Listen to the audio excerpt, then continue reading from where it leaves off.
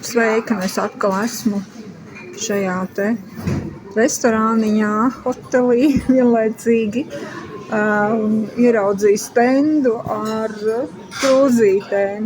Krūzītes un vājība, protams, izskatos. Un te ir arī puišu un meiteņu vārdos nosauktās krūzītes. Pilnīgi visiem vārdiem ir un katram ir savs zīmējums.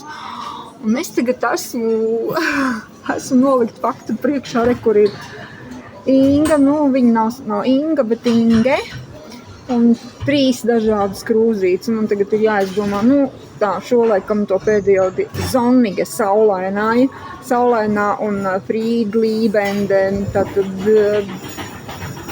Frīdlībende, tātad Frīd ir miers, tātad miermīlīgais, un Lībevolle, tātad mīlestības pilnais. Laikam to mīlestības pilno būs jāņem. Nevar izvēlēties ap šiem diviem. Varbūt Zonnige, saulainais.